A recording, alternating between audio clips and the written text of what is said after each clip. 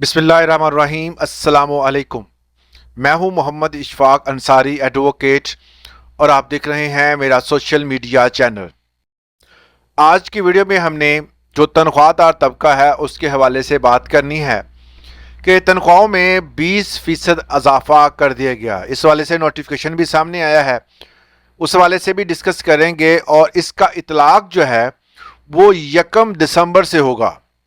और इसके साथ साथ ये भी बात करेंगे कि क्या पेंशनर्स की पेंशन में भी इजाफा होगा, अगर होगा तो कितना होगा।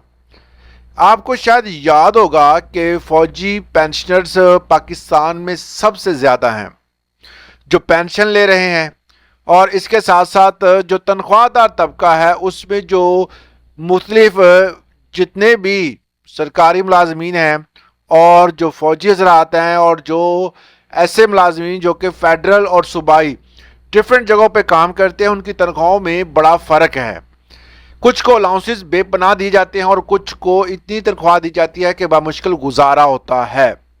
तो इस हवाले से आज की वीडियो में मैं आपको बताऊंगा कि पहले के जो आर्मी के ऑफिसर्स थे और फौजी हजरात थे उनको कितनी तनख्वाहें मिली, और अब बेसिकली इजाफा जो है वो क्या इन्हीं की बुनियाद पर होगा या उनका अलग से जो मुलाजमीन है उनका इजाफा हुआ है।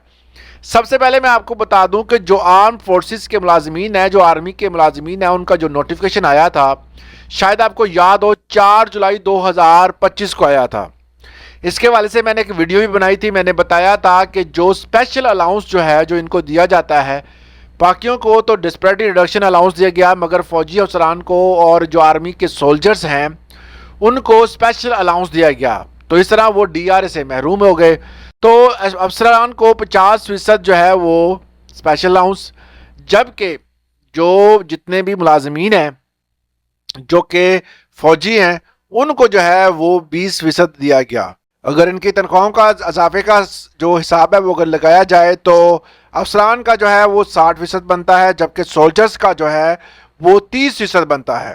और इसी तरह जो इजाफा अब सामने आया, जो इजाफा सामने आया है वो है एफसी और रेंजर्स का। एफसी नॉर्थ और साउथ दोनों को जो है इस हवाले से जो अलाउंसेस थे वो मिलेंगे, और जबकि पेंशन में इजाफे का कोई अलग से नोटिफिकेशन सामने नहीं आया है। एफसी नॉर्थ और एफसी साउथ के 20% का इजाफा जो है वो हुकूमत की तरफ से किया गया है। और इसके साथ साथ ये खुशखबरी उन तमाम मुलाजमीन के लिए है जो कि रेंजर्स के हैं। कुछ जगहों पर रेंजर्स जो है वो इसमें शामिल, लोग दोस्त कहते हैं कि जी इसमें शामिल है या नहीं है। अगर एफसी में शामिल है तो ये उनके लिए भी खुशखबरी है, अगर नहीं है तो वो इंतज़ार करें, उनके अलाउंसेस जो है वो अब बाद में अनाउंस किए जाएंगे। इसके साथ साथ मैं आपको एक बहुत अच्छी खबर ये दे दूं कि सिंध का जो मुलाजमीन का एहतजाज था वो रंग ले आया था, और उसमें जो भी मुलाजमीन के जो 3 पॉइंट्स ऐसे थे जिस पर वो एहतजाज कर रहे थे। पहला था ग्रुप इंश्योरेंस, दूसरा था बेनिवोलेंट फंड और तीसरा था डिस्पैरिटी रिडक्शन अलाउंस। ये तीनों जो हैं वो उनके मंजूर कर लिए गए हैं और इस हवाले से जल्द नोटिफिकेशन भी सामने आएगा। पंजाब लेवल पर देखा जाए तो मुलाजमीन जो है वो फिलहाल जो नाउमीद बैठे हुए हैं, क्योंकि जो वहाँ के कायदीन हैं वो जिस तरह की जो सिंसियरिटी दिखा रहे हैं उस वाले से मुलाजमीन मुतमिन नहीं है।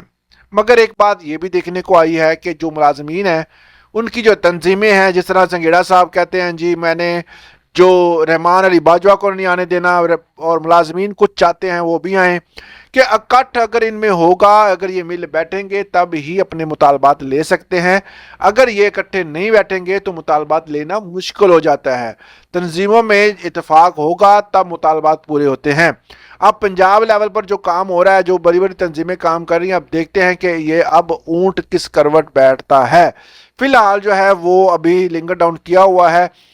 जो लेबर के वजीर साहब थे उनको जो है वो फिलहाल जो एजेंडा था वो पहुंचा दिया गया। आगे भी देखें उस पर क्या जो है वो तफसीलात सामने आती हैं। फिलहाल जो है वो कोई भी बेहतर हिकमत अमली सामने नहीं आ रही। इसी तरह की मजीद इंफॉर्मेटिव वीडियोज़ के लिए हमारे चैनल को सब्सक्राइब लाजमी करें। अल्लाह हाफिज़।